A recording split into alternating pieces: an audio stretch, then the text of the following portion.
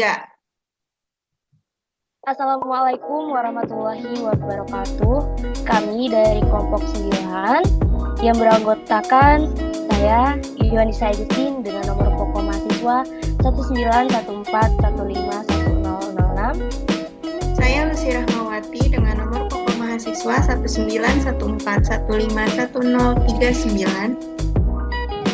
Saya Adinda Reza Paradela dengan nomor pokok mahasiswa 1914151063.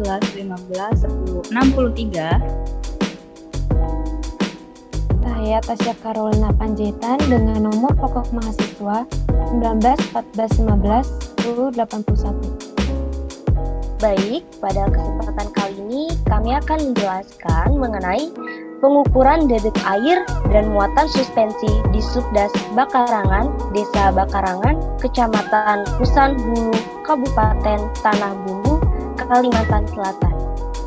Materi ini bersumber dari Jurnal Silva Scientiae Volume 3 nomor 1 tahun 2020 yang ditulis oleh Awaludin, Muhammad Ruslan, dan Kartasirang. Next.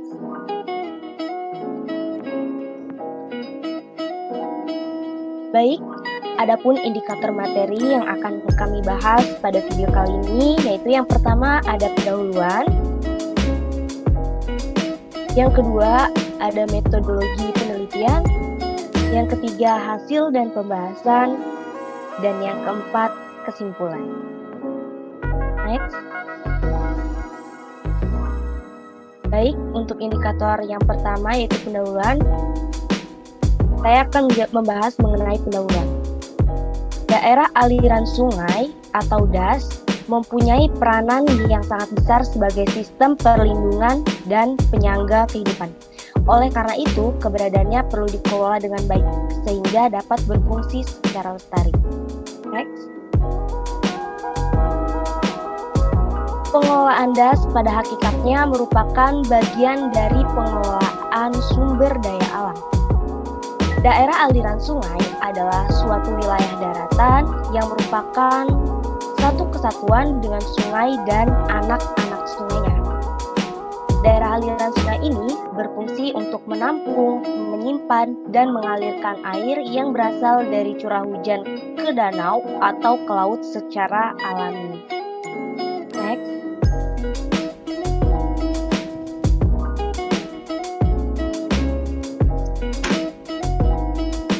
Adapun tujuan dari penelitian ini yaitu yang pertama, menganalisis debit air dan muatan suspensi di Sungai Bakarangan, Kabupaten Tanah Bumbu. Next. Menganalisis hubungan antara debit air dan muatan suspensi pada Subdas Bakarangan, Kabupaten Tanah Bumbu. Next.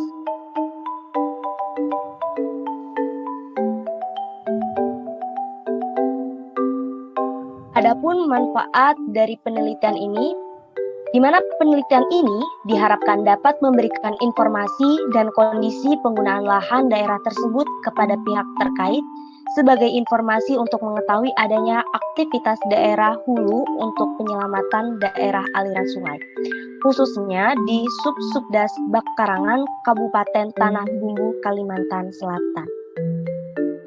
Next. Oke, baik. Untuk metodologi penelitian akan dibahas oleh rekan kami, Lucy Rahmawati. Kepada Lucy Rahmawati dipersilahkan. Ya, terima kasih moderator. Saya akan menjelaskan tentang metodologi penelitian. Lokasi penelitian ini berada di Desa Bakarangan, Kecamatan Kusan Hulu, Subdas Bakarangan, Kabupaten Tanah Bumbu, Kalimantan Selatan. Waktu penelitian dilaksanakan selama 3 bulan dengan pengambilan data sebanyak 8 kali pengukuran yang dimulai dari bulan September hingga bulan November 2017. Objek penelitian yang diteliti yaitu ada tinggi muka air, kecepatan arus, luas penampang dan debit air serta muatan suspensi di Sungai Kusan, Kabupaten Tanah Bumbu. Next.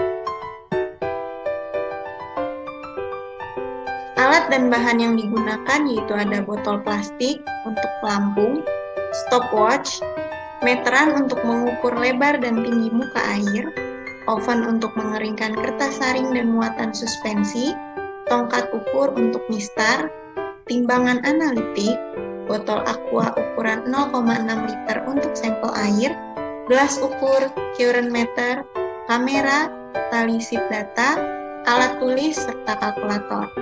Next. Metode penelitian yang digunakan yaitu yang pertama ada menghitung debit air.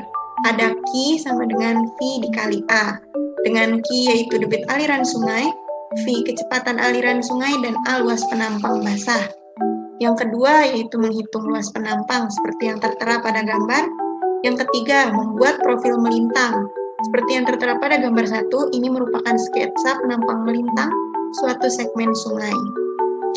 Metode yang keempat yaitu ada hubungan debit air dengan tinggi muka air.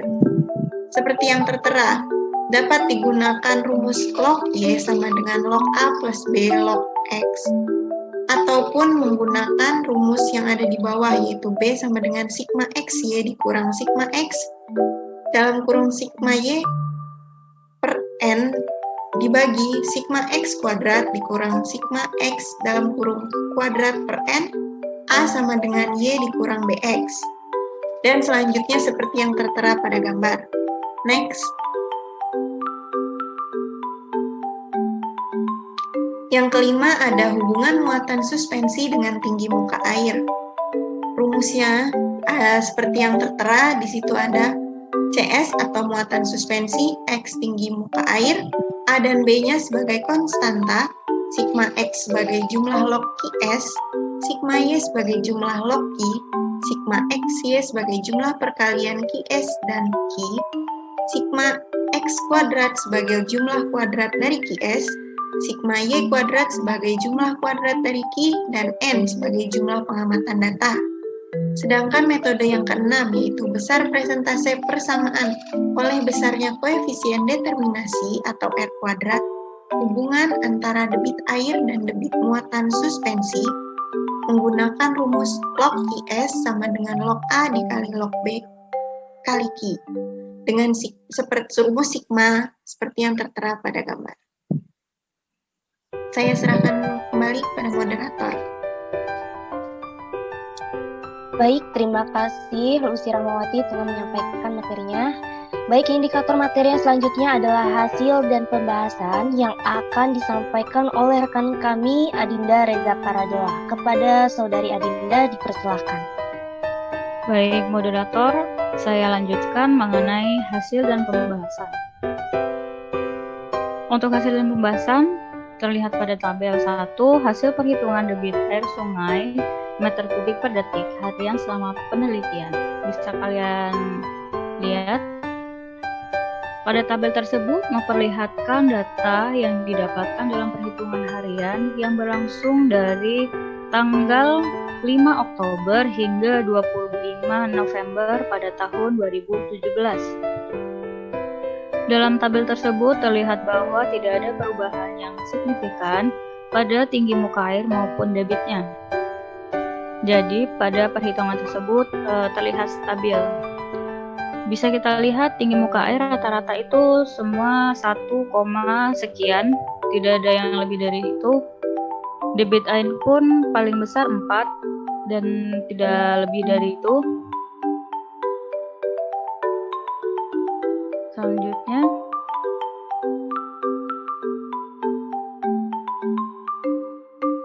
Selanjutnya ada gambar 1 yaitu grafik hubungan tinggi muka air dengan debit air. Pada grafik menunjukkan adanya keterkaitan yang erat antara debit air dan tinggi muka air dalam melakukan perhitungan dan menghasilkan sebuah data nantinya.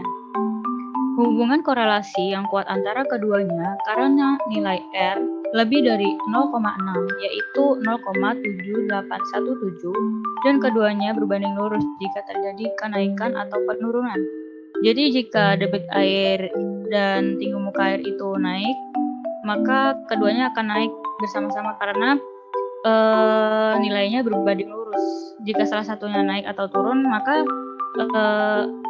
variabel lainnya akan ikut naik atau turun.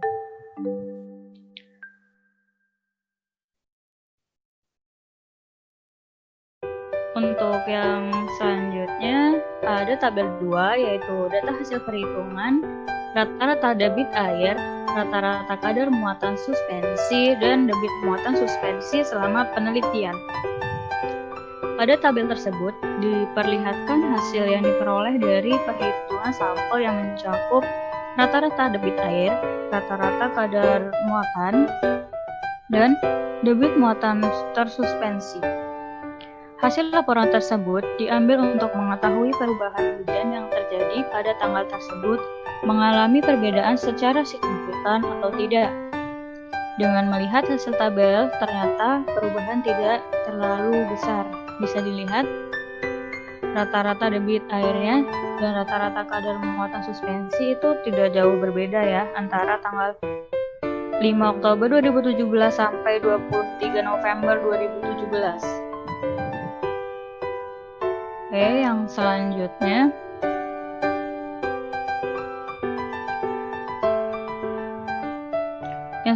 ada gambar grafik hubungan tinggi muka air dengan muatan suspensi. Pada grafik tersebut diperlihatkan keterkaitan antara variabel X yang merupakan tinggi muka air dengan variabel Y yang merupakan muatan yang tersuspensi. Dari grafik tersebut juga terdapat persamaan yang berfungsi untuk menghitung muatan suspensi atau CS yang terjadi dan muatan pada grafik tersebut tergolong kuat. Bisa dilihat grafiknya.